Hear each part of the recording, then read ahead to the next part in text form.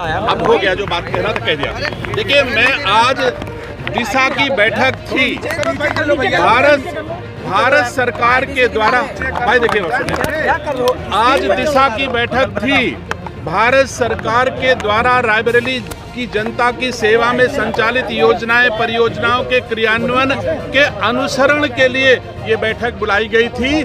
मुझे खुशी है कि हमारे सदस्य विधान परिषद इंजीनियर अवनीश जी ने यह उठाया इस बात को कि रायबरेली में 182 ओवरहेड टैंक पानी की टंकियां बना करके रायबरेली वासियों को घर घर पानी पहुंचाने का काम देश के प्रधानमंत्री जी ने किया है। तो यह सदन प्रधानमंत्री जी को धन्यवाद देता है कि रायबरेली जनपद में जो काम कभी कोई नहीं कर पाया, 182 टंकी पानी की रायबरेली जनपद में अधिस्थापित करा करके संचालित कराने का काम भारत के यशस्वी प्रधानमंत्री आदरणीय नरेंद्र मोदी जी कर रहे हैं। इसके लिए सदन ये धन्यवाद देता है और प्रस्ताव रखा है इंजीनियर अवनीश अवस्थी जी ने, अवनीश सिंह जी ने, और सदन ने उसका हम सब लोगों ने ध्वनि मत से पारित किया कि देश के प्रधानमंत्री जी को इसके लिए धन्यवाद दिया जाए कि रायबरेली की पावन भूमि पर कोई प्यासा न रहे, इसके लिए उन्होंने 182 पानी की टंकियों की स्थापना की। ऐसे ही 2004 से 2014 के बीच में और 2014 से 2024 के बीच में जो हमारी सड़कें बनी हैं प्रधानमंत्री ग्रामीण आवास योजना में, प्रधानमंत्री ग्राम सड़क योजना में, उसमें भी आमूल चूल परिवर्तन हुआ है। भले ही हमारी पार्टी का सांसद रायबरेली से नहीं हुआ, लेकिन 6,279 करोड़ रुपए 2 सालों में भारत की सरकार ने रायबरेली की सड़कों को दिया। और केवल एक 4 लेन रायबरेली में सुपर प्राइम मिनिस्टर के टाइम हुआ करता था और आज 5 4 लेन हमारे बन रहे हैं। हमारा कुल बजट 6,279 करोड़ देश के सरकार ने रायबरेली के विकास के लिए दिया है।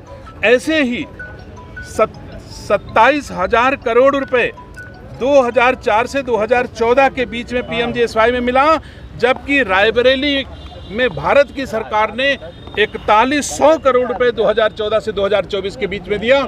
तो ये अंतर दिखाई देता है कि भारत की भारतीय जनता पार्टी नीति सरकार रायबरेली वासियों की सेवा ईमानदारी से करना चाहती है और कांग्रेस के लोग सिर्फ दिखावा करने, पिकनिक मनाने के लिए आकर के चले जाते हैं, लेकिन असल में सेवा ये कागज भी दिखाते हैं कि इतने काम भारत की सरकार ने किए हैं। जो कांग्रेस और भाजपा के बीच का अंतर साफ साफ दिखाई देता है।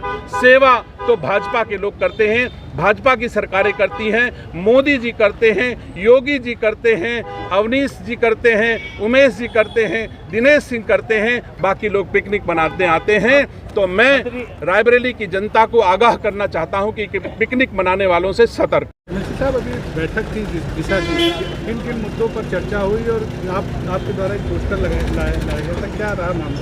देखिए, दिशा की बैठक में रायबरेली जनपद के विकास का, सामूहिक विकास का जो प्रधानमंत्री जी का विज़न है कि पूरे देश में हर व्यक्ति को घर मिल जाए, घर घर पानी पहुंच जाए, तो 182 ओवरहेड टैंक बन चुके हैं रायबरेली में अब तक। तो घर घर पानी पहुंचने की योजनाएं, सड़कों में आमूलचूल परिवर्तन हुआ है।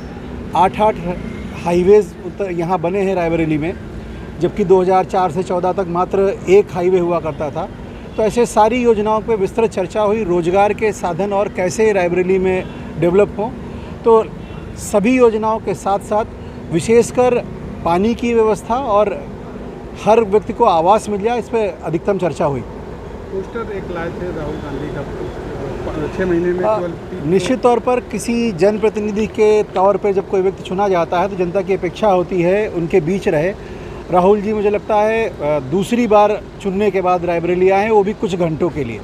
तो रायबरेली की जनता के मन में ये भावना रही होगी कि उनका प्रतिनिधि यहाँ रहे और उनका प्रतिनिधि उनको ढूंढे नहीं मिल रहा है, ऐसी बात है। शासन का पूरा सपोर्ट बहुत अच्छा रहा था और अधिकांश सकारात्मक मुद्दों पे बैठक हुई थी। It was not a party बैठक, पार्टी लेवल की मीटिंग नहीं थी। आप सबके आपके हमारे रायबरेली के जनहित के विकास के मुद्दों को उठाया गया था और बहुत अच्छे तरीके से और सभ्य तरीके से मीटिंग संचालित हुई। मैम, दिशा मीटिंग को लेकर के अगर देखा जाए तो रायबरेली के एम्स में कुछ बिल्डिंगें ऐसी बनी जहाँ मेडिकल स्टोर खोल रखा है और दवाइयाँ महंगी लिखी जाती हैं। ये सारी चीज़ें उठाई गई थी बैठक में, उस पर एक जाँच भी गठित करी गई है। प्रमुख बिंदु क्या रहे, प्रमुख बिंदु क्या रहे आज दिशा की बैठक? काफ़ी लंबी बैठक थी, तो जैसे ये बहुत ही बड़ा मुद्दा है, अगर आप एम्स का बताएं, जो नकली दवाइयों का, फर्जी दवाइयों का, जो दवाइयाँ उपलब्ध नहीं हो पा रही हैं, इनके मुद्दे थे। आपने बहुत अच्छा हुआ आपने ये मुद्दा उठा लिया। NHAI की कुछ सड़कों का मुआवजा अगर मैं अपनी विधानसभा की बात करूँ, चाहे मुंशीगंज हो चाहे देवेंद्रपुर हो, जहाँ किसानों को मुआवजा नहीं मिला है उस बिंदु को उठाया गया। और तमाम जो हम और आप जो जिन समस्याओं से जूझते हैं, पेयजल की जो सड़कें रिपेयर नहीं हुई हैं, DM की अध्यक्षता में एक टीम गठित करी गई है जिसमें JE है, XCN है, जो बस वो रोड रिपेयर, और मैं आप सबका भी सहयोग चाहूँगी इस कार्य में। मैम, कानून व्यवस्था को लेकर के कोई चर्चा हुई है? ज़्यादा कानून व्यवस्था में सॉर्ट ऑफ, बट मेनली अगर आप बात करें तो जो ये प्रोजेक्ट्स हैं, अमृत योजना हो गई और जो हमारे डेवलपमेंटल प्रोजेक्ट्स हैं, उस पर ज़्यादा चर्चा। मिशन को लेकर लोकार्पण किया है इन्होंने, वो सारी सड़कें टूटी हुई है। जी लोकार्पण कर दिया गया। उसकी भी बात हुई थी कि कुछ ऐसी सड़कें जो बनते ही उखड़ गई हैं, ठेकेदारों पे कड़ी कार्रवाई होगी। मेरा तो मानना है कि ठोक के FIR भी होनी चाहिए कायदे से। और एक बार फिर मैं मीडिया बंधु से निवेदन करूंगी, पहले भी इन द पास्ट भी आप लोगों ने हम लोगों को अवगत कराया, हम और आप जब मिल के काम करेंगे तभी बहुत काम हो पाएगा। और आप लोगों ने पहले भी अवगत, एक सेकंड पंकज भैया सॉरी, आपने पहले भी अवगत कराया कि जो चिन्हित सड़कें हैं, तो एक बार फिर मैं आपसे निवेदन करूंगी, आप ही हमारी तरह जनता की सेवा में दिन रात लगे रहते हैं, हमको एक बार अवगत करा दीजिए, हम उन पे कायदे से जांच करें। ये बातें हुई थी आ गया तो स्पष्ट है, उपचुनाव में जनता वोट करेगी सुशासन पर, विकास पर, माताओं बहनों और बेटियों के सम्मान की रक्षा के लिए, अन्नदाता अपने उत्पादन के मूल्य के लिए। तो हम समझते हैं कि ये उत्तर प्रदेश की सरकार जितना बेहतर आज दे रही, आज़ादी के बाद किसी सरकार ने नहीं दिया। केंद्र की और राज्य की सरकारें आज केवल जनता के हितों पर जिस तरीके से तत्पर है कार्य करने के लिए, उसका कोई सानी नहीं है।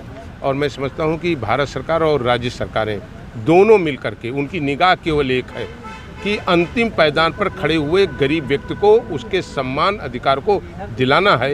ये दृष्टि भारत के माननीय प्रधानमंत्री जी और भारत के उत्तर प्रदेश के माननीय मुख्यमंत्री जी की है, तो इससे अच्छी सोच और कोई नहीं हो सकती। चुनाव की तारीखें आगे बढ़ा दी गई, जिस पर अखिलेश यादव ने कहा कि चुनाव आयोग के ऊपर आरोप। देखिए, ये निर्वाचन आयोग ने बढ़ाया है।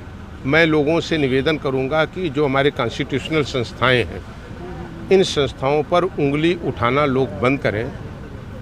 ये भारत निर्वाचन आयोग के अधिकार हैं कि वो परिस्थितियों और स्थितियों को देख करके कोई निर्णय कर सकता है, और वो स्वयं में एक इंडिपेंडेंट बॉडी है, कॉन्स्टिट्यूशनल बॉडी है। इस पर उंगली उठाना, इस पर कोई टिप्पणी करना, मैं समझता हूँ भारत के संविधान के प्रति उंगली उठाना है। इस पर लोगों को नहीं बोलना चाहिए। पोस्टर लग रहे हैं लगातार सपा कार्यालय के सामने की नथादीज बांटेंगे PDA का, क्या कहना? नहीं, ये तो पोस्टर पर तो मैं नहीं कह सकता हूँ। पोस्टर तो बहुत दिनों से लोगों के लगे हैं, लेकिन काश इन पोस्टरों से अति पिछड़ों को रोजगार मिल गया होता, उनकी हिस्सेदारी मिल गई होती, उन्हें सम्मान मिल जाता, और तमाम जो सरकारें रहीं उसमें कहीं न कहीं उनकी भी गिनती कहीं हो जाती, तो ये पोस्टर सार्थक था। ये प्रदेश जानता है, 25 करोड़ जनता जानती है कब कब क्या क्या हुआ है, और ये जनता है, ये सब जानती है, और इसका सब समय आने पर जवाब देगी। भैया